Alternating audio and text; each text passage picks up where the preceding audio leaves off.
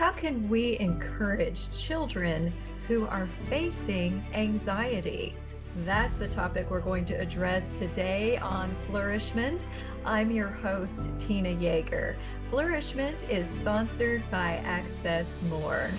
Today, I have a lovely mother and woman of God. Her name is Mary Holloman. She is author of a recent release called The Anxious Lily, and she's also a contributing author for 3 other books and has written for many online publications. And I'm so delighted she's willing to come on Flourishment and chat with us about ways we can encourage our children when they're feeling anxious. Welcome, Mary. Thank you so much for having me. It's great to be here. So tell us what inspired you to write for children who are suffering from anxiety and worry. Sure. Well, I've always been really fascinated by children's books. So I have 3 children, an 8-year-old son, a 5-year-old daughter, and then another little 2-year-old girl. And so we read all the time. And I just remember when my first son was a little infant, I would just snuggle him in those long hours where, they sleep forever. And I would just think of stories in my head and be writing stories. And I just thought, oh, wouldn't it be so wonderful to be able to write a children's book? Because you're writing not just for that child, you're writing for their parent too, or for their caregiver. And so I was just really fascinated by it. And I've spent so long studying picture books. And anxiety is something that I've always really struggled with in my own life, on and off, some seasons worse than others. And so I was in church one Sunday, and our pastor was preaching on Matthew chapter 6, where Jesus is talking about how I provide for even the lilies. I clothe them. They're dressed finer than even kings. So how much more will I provide for you, O you of little faith? And I just got this really silly mental image of a lily bent over, sewing frantically. I was like, oh my goodness, wouldn't it be funny if a flower did think that it needed to make its own clothes in order to be prepared for all the terrible things that could happen? And so that image just really stuck with me.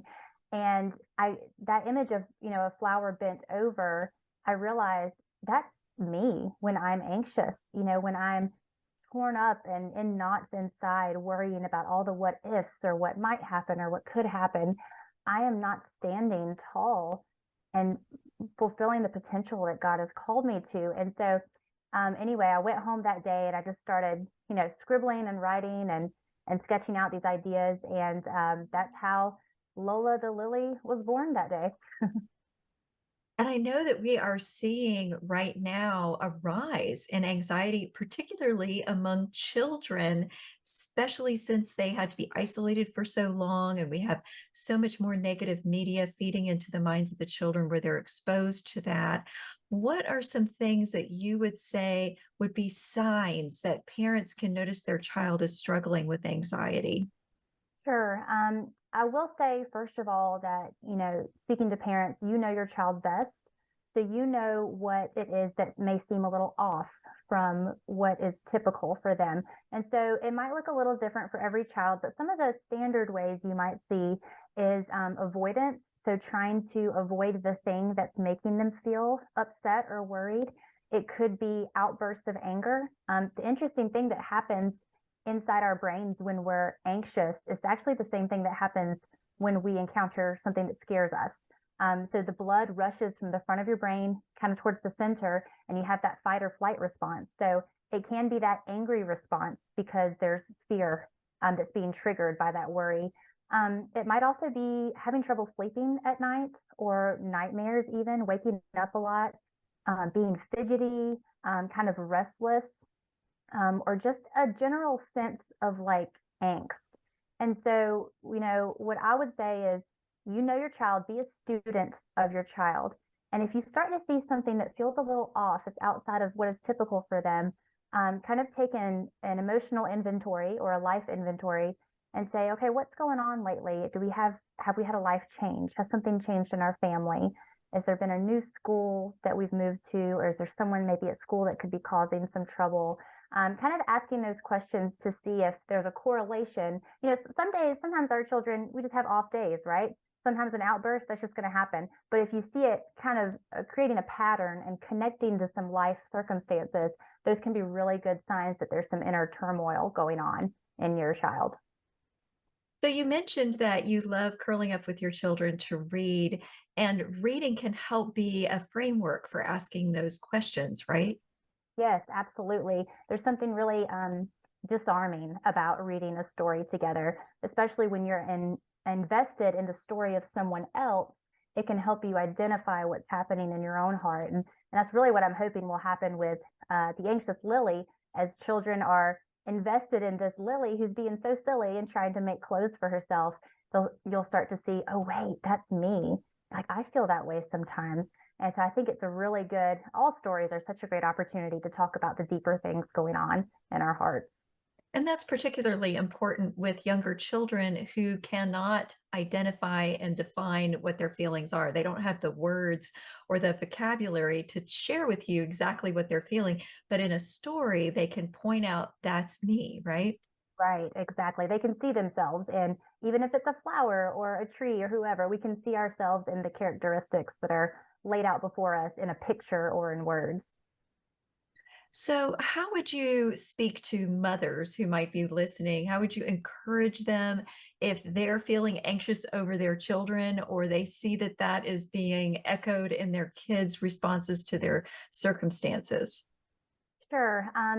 Well, mothers have the hardest job in the world and also the best job in the world. And so I think, knowing from my personal experience, there's automatically this heavy mental load we carry because we're caring for our children, not just physically, but emotionally and spiritually. And we're trying to meet those needs. So for that, mother who maybe is feeling the weight of whatever it is her child is going through, I think the simplest thing, best starting place is something that a mentor once told me, and it's that you cannot give to your children what you do not already possess. And that really gets me because it's convicting, right? It reminds me, am I reading my Bible daily? Am I taking deep breaths, taking those deep breaths to help regulate those emotions? Am I talking out loud about the way I'm feeling? Am I putting names and words to my feelings, like you mentioned, and equipping my children with those skills to identify their feelings? So I would say to that mom, make sure you're taking care of your own spiritual health so that you will be equipped and strengthened to invest in your child's spiritual health. And that's really going to overflow. And our kids are really good at spotting, fakeness. They know when we're just like, just putting on a face. And so I think that our children are going to pick up on that transparency and honesty and ultimately our dependence on Christ in those inevitable times when we are going to feel worried. Feeling worried is totally normal. Like the Bible talks about it over 300 times in various ways. And so God knows we're going to feel those things. And he promises to be with us. And so if we can practice those spiritual disciplines and demonstrate it for our children, that's going to go in such a long way to help them trust us with the things they're worrying about. So, how much should a parent be willing to share about what they're going through emotionally? There's a point at which it's helpful, and then oversharing can maybe not be helpful. So, how do they know how much they can be authentic and transparent with their kids on what they're going through? That is such a good question. And you're right. It's a very important balance to have. You don't want to be like sobbing in front of your children with your internal angst and, asking them to carry your load. We don't want to be giving them more mental load. I definitely think it's looking for age appropriate words with your children. So like, for example, with my 5 and even 8-year-old, if I'm feeling nervous about, an upcoming book release or whatever, or a speaking engagement, I'll tell them like, I'm feeling a little nervous about this, but you know what? I've prepared, I've studied, and I'm working on, and kind of coming at it from that positive angle. Because I've seen in my own children, there is that tendency to kind of go into panic mode, when we feel nervous. And so a really practical way is for them to see mom and dad coming at it from a healthy perspective of, so this is how I am practically preparing and equipping myself so that I'm completely prepared for what's making me nervous, and then pray about it together. We do a lot of praying out loud together. And so I always try to use like lower intensity feelings words, instead of saying, I'm terrified, instead saying, I feel a little nervous or a little uneasy. And that's really helpful to use with your children too, because when you have those low intensity words, you give them the opportunity to raise the intensity as needed, but you're not giving them these high intensity words and making them think, oh gosh, I am terrified or I am, fearful or whatever the case may be. So I think those are some simple ways to kind of keep that healthy balance. It's so helpful for them to see that mom and dad do like experience nervousness or fear sometimes, but ultimately they point it back to Christ. And we say, hey, Christ is in control. He's sovereign. We trust him with this. And no matter what happens, we are in his hands. And that's something that gives a lot of security to our children. That's so good. Knowing that mom and dad say it's okay to have feelings, but this is how we cope with those feelings. Right. That is really important. We have a true way that is a positive way that we can be moving forward through that. And that way the child doesn't feel insecure, like, oh, the person I'm counting on is falling apart or anything like that. Right. So that's good. So how can people get a copy of The Anxious Lily and follow you online and get access to all the wonderful resources that you have to offer? Yeah, absolutely. Well, the book is available with my publisher at endgamepress.com. It's also available on Amazon, Barnes & Noble, and Christian Book. And I can be connected with, I love connecting with people on Instagram. My handle is Mary T. Holloman. And I also have a website, maryholloman.com, where I love to hear from readers. I do a blog there and I also have a lot of free resources related to helping with anxiety, but also just some other fun things to do with your kids to encourage reading and to encourage staying active together. So yeah, I love to hear from people on those outlets. Thank you so much, Mary, for addressing this important topic today on Flourish-Meant. I hope that all of you listening were blessed and were given some tools that you can use at home with your own kids. And of course, I also hope that you come back for the next episode of Flourish-Meant.